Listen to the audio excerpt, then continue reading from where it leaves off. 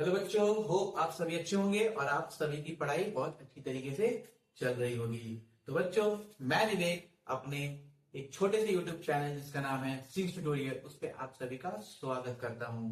तो बच्चों, आज हम लोग डिस्कस करेंगे एक मैथ्स का चैप्टर है जिसको एक्सपोनेंट्स एंड पावर के नाम से जाना जाता है। बच्चों, ये चैप्टर क्लास 6, 7, 8 में मोस्टली देखने को मिलता है। तो बच्चों, ये जो चैप्टर है जो मैं यहाँ पे डिस्कस करने वाला हूँ वो क्लास 6, इवन 7 और 8 के बच्चों के लिए भी, मतलब आप ये नहीं कि हाँ ये क्लास 8 के लिए है, क्लास 6 के नहीं, ये तीनों क्लास के बच्चे इजीली देख सकते हैं। ये वीडियो उसी तरीके से मैंने इसमें सारे कंटेंट उसी तरीके से रखे हैं, राइट। तो बच्चों, विदाउट एनी फर्दर डिले चलिए स्टार्ट करते हैं। तो एक्सपोनेंट्स क्या होता है, राइट। बच्चों, यहाँ पे देखिए लिखा हुआ है एक्सपोनेंट्स एंड पावर, राइट। तो बहुत सारे बच्चों को पावर का मतलब तो पता होगा कि हाँ 2 टू द पावर ऐसा कुछ 2 हो गया, तो इसका मतलब कुछ और होता है, राइट। तो बच्चों, एक्सपोनेंट्स क्या होता है, तो आइए इस वीडियो में हम लोग उसके ऊपर भी बात करके आपका ये जो डाउट है उसको हम लोग क्लियर करते हैं। तो बच्चों, जैसे मान लीजिए कि मैं एक एग्जांपल लिख रहा हूं, 10 के पावर में 8 है, यानी 10 रेज़ टू पावर 8 है, ठीक है। तो इसका मतलब क्या होता है, ये जो 10 है ना, इसको हम लोग क्या बोलेंगे, बेस बोलेंगे। क्या बोलेंगे, बेस। और ये जो 8 है ये हमारा क्या होता है, एक्सपोनेंट होता है, एक्सपोनेंट होता है, या आप इसको पावर के नाम से भी बोल सकते हैं, या आप इसको पावर के नाम से भी बोल सकते हैं।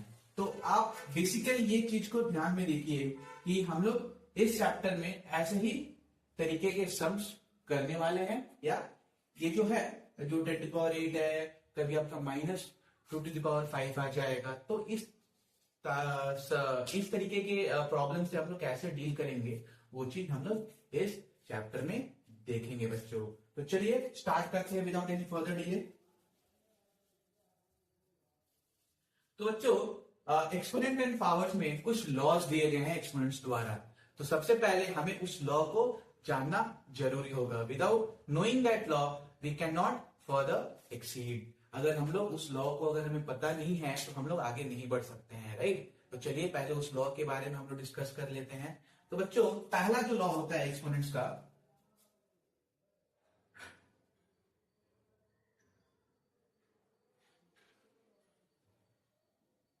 पहला जो लॉ होता है बच्चों वो होता है a to the power m into e to the power m। अब ये a क्या है बच्चों, ये हमारा बेस है, और m क्या है बच्चों, वो हमारा पावर यानी कि एक्सपोनेंट है, ठीक है। तो बच्चों, हम यहाँ पे देख सकते हैं दोनों जगह बेस क्या है, सेम है, दोनों जगह बेस हमारा सेम है। और देखिए पावर जो की है वो क्या है, डिफरेंट है बच्चों, पावर क्या है, डिफरेंट है। तो एक्सपोनेंट का ये लॉ हमें ये बताता है कि जब बेस सेम होगा तो पावर्स हमारे ऐड हो जाते हैं। जब बेस हमारा सेम होगा तो पावर में क्या होगा, एडिशन होगा बच्चों। देखिए बेस सेम है तो a के पावर में m प्लस n हो जाएगा बच्चों, यानी जब बेस सेम हुआ हमारा तो पावर में क्या होगी, एडिशन होगी। इसको एक छोटे से एग्जांपल से देखेंगे बच्चों। अगर मान लीजिए मैं यहां पे लिखता हूं 6 के पावर में 4 इंटू 6 के पावर में 6, राइट। तो यहां पे देखेंगे कि दोनों बेस क्या है, दोनों बेस सेम है, बेस मेरा सेम है। जब बेस सेम होगा तो according to the first law of exponent, according to the first law of exponent powers will be added, powers will be added. तो यहाँ पे 4 प्लस 6 यानी 6 के पावर में हो जाएगा 10, 6 के पावर में हो जाएगा बच्चों 10। क्लियर हुआ। अब हम लोग बात करते हैं इसके दूसरे लॉ के बारे में, ठीक है, इसके दूसरे लॉ के बारे में। तो दूसरा लॉ बच्चों क्या बोलता है कि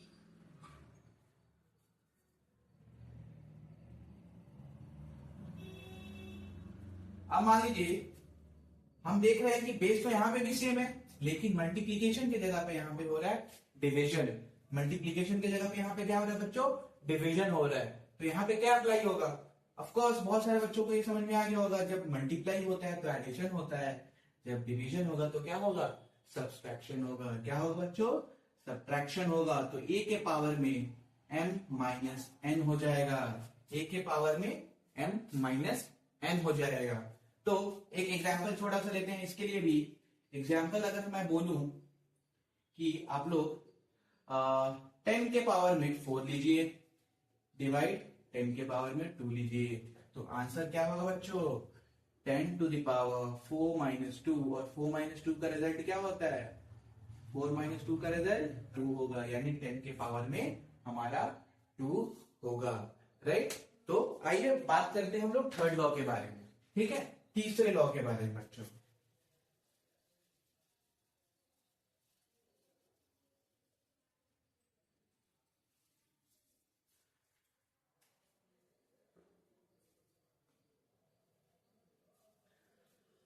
तो बच्चों देखिए, जो तीसरा लॉ होता है, जो तीसरा लॉ होता है वो हमारा होगा a into B.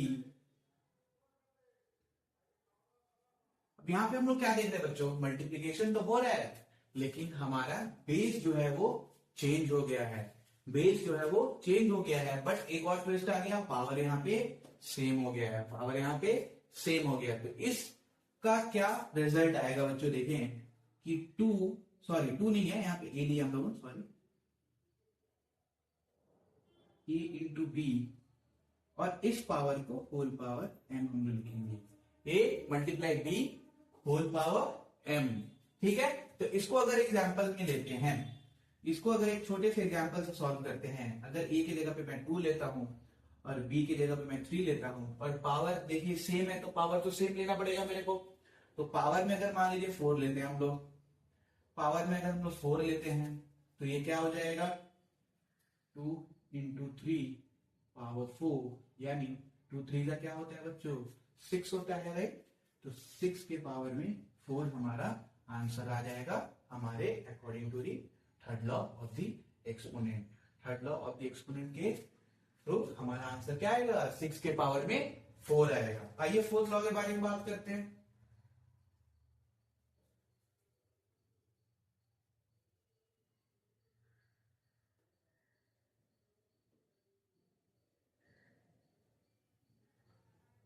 Fourth law में क्या है? मल्टीप्लीकेशन की जगह में डिवीजन आ रहा है, बेस दोनों अलग अलग है बट पावर क्या है? सेम है। जब पावर सेम होगा, बेस अलग होगा और डिवीजन होगा, तब क्या होगा बच्चों?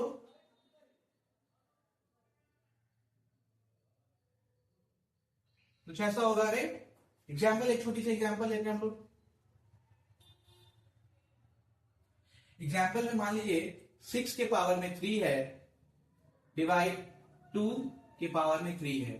तो इसको हम लोग क्या कर सकते हैं बच्चों?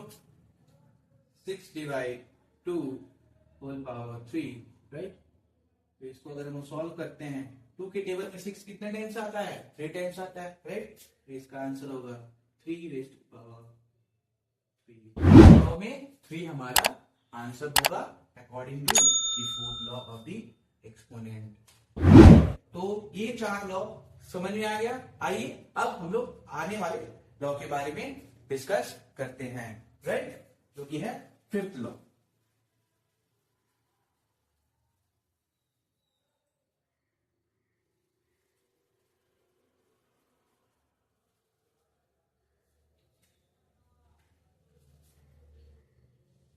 Fifth law of the exponents क्या बोलता है बच्चों?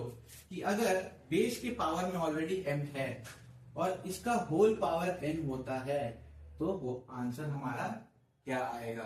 राइट। हमें पता है ब्रैकेट का मतलब क्या होता है बच्चों? ऑफ एन मल्टीप्लीकेशन होता है, राइट। तो हम लोग क्या करेंगे? ब्रैकेट को हटाएंगे, यानी m इंटू n होगा, राइट। यानी ये जाके हम लोग लिख सकते हैं a के पावर में mn हो जाएगा, a के पावर में mn हो जाएगा। एक छोटा सा एग्जांपल लेते हैं। अगर मान लीजिए 6 के पावर में 2 है और होल पावर 3 है, तो हमें पता है 6 के पावर में 2 इंटू 3 विल बी 6 के पावर में 6। 6 के पावर में क्या हो जाएगा? 6 हो जाएगा। क्लियर? तो चलिए हम लोग बात करते हैं नेक्स्ट लॉ की। अब देखिए बच्चों, नेक्स्ट लॉ होती क्या है?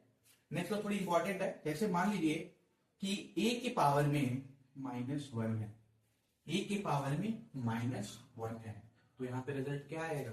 राइट, यहाँ पे रिजल्ट क्या आएगा? यहाँ पे रिजल्ट होगा इसका रेसिप्रोकल, यानी 1/a, 1/a, राइट, 1/a होगा इसका आंसर। अब अगर एक एग्जांपल देता हूं मैं कि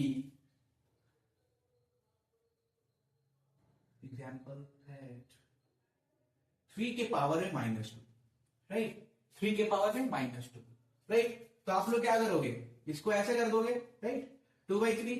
नहीं, ये 2/3 इसका आंसर नहीं होगा बच्चों, क्योंकि इसका जो आंसर होगा वो होगा 1/3 to the power 2, 1/3 to the power 2 इसका आंसर होगा। ठीक है, मतलब -1 आपको दिखेगा, इसका मतलब क्या होगा, उसका रेसिप्रोकल। इस चीज को हम लोग क्या लिख सकते हैं आगे चल के, देखिए 3 के पावर में -1 इंटू 2 लिख सकते हैं, राइट। और इस चीज का फॉर्मूला क्या होता है बच्चों, इस चीज का फॉर्मूला होता है 1/3 हो जाएगा और 2 मेरा पावर में चल जाएगा। तो यहां से आपको होप ये क्लियर हो गया होगा ये कॉन्सेप्ट, राइट, बढ़िया। चलिए नेक्स्ट फॉर्मूला पे हम लोग आते हैं।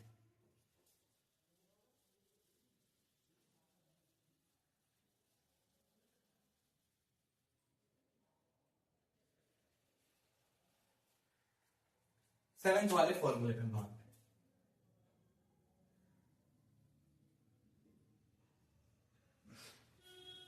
तो सेवेंथ वाला फॉर्मूला बच्चों क्या होता है कि अगर बेस के ऊपर अगर हम लोग 0 लगाते हैं, मतलब अगर ए के ऊपर हम 0 लगाते हैं, ये हमारा क्या है बेस है, उसके ऊपर अगर हम 0 लगाते हैं, पावर यानी 0 होती है, तो आंसर क्या होगी, आंसर हमेशा 1 होगी। अब ये नहीं कि सिर्फ ए के ऊपर ही 0 लगेगी तो आंसर 1 होगी। ठीक है, जितने भी हमारे नंबर्स है, इंटीजर्स है, होल नंबर, नेचुरल नंबर, किसी के भी पावर में अगर आप लोग 0 लगाते हो, चाहे वो नंबर पॉजिटिव हो चाहे वो नंबर नेगेटिव हो, आंसर हमारा क्या होगा, 1 होगा, राइट। एग्जाम्पल लेते हैं हम लोग, जैसे मैंने बोला ना कि नेगेटिव नंबर अगर हम लोग लेते हैं -2 के पावर में अगर 0 होता है तो आंसर हमारा 1 होगा। सिमिलरली अगर 2 के पावर में 0 होता है तब भी आंसर हमारा 1 ही होगा, राइट। अगर मान लीजिए एक फ्रैक्शनल वैल्यू है, एक फ्रैक्शनल वैल्यू है, जैसे 2/3 के पावर में 0 है, फिर भी आंसर हमारा 1 होगा। क्लियर हो गया बच्चों। आइए बात करते हैं हम लोग नेक्स्ट और वेरी इंपॉर्टेंट फॉर्मूले की, राइट। बहुत सारी बुक्स में ये फॉर्मूला नहीं दिया रहता है। आइए मैं लाया हूं ये फॉर्मूला खोज के आप सभी को लिए, जिससे आपका ये इजी हो जाएगा। ये 6 में नहीं होगा, 7 के बुक्स में नहीं होगा, बट 8 के बुक्स में या 8 के बुक्स में जो सोल्यूशन होंगे, जो सम्स होंगे, उसमें इस फॉर्मूला का यूज होगा, राइट। तो बच्चों root over of A, root over of A क्या होता है, राइट।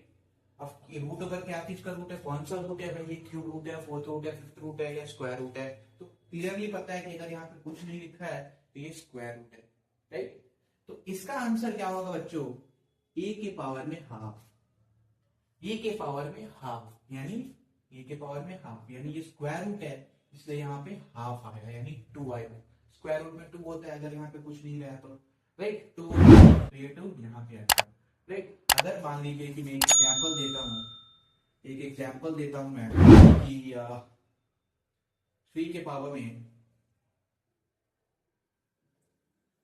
√3 है, राइट। इसका आंसर क्या होगा बच्चों, सॉरी 3 के पावर में 1/3 हो जाएगा इसका आंसर। और एक एग्जांपल लेते हैं बच्चों, जैसे 5th रूट 8, 5th रूट 8, इस चीज की आंसर क्या हो जाएगी बच्चों, 8 के पावर में 1/5, 8 के पावर में 1/5। तो वो आप सभी को ये सारे 8 जो लॉज है एक्सपोनेंट के वो क्लियर हो गए होंगे। अगर आपको समझ में आया, यह वीडियो अच्छा लगा तो प्लीज हमारे इस चैनल को लाइक, सब्सक्राइब और शेयर करें और ढेर सारा प्यार हमें दे, जिससे हमें ये मोटिवेशन मिले कि हम और अच्छी अच्छी वीडियो आप सभी के लिए लेकर आए और अपना आशीर्वाद हम पे ऐसे ही बनाए रखें। तब तक आप अपना ध्यान रखें। जय हिंद, जय भारत।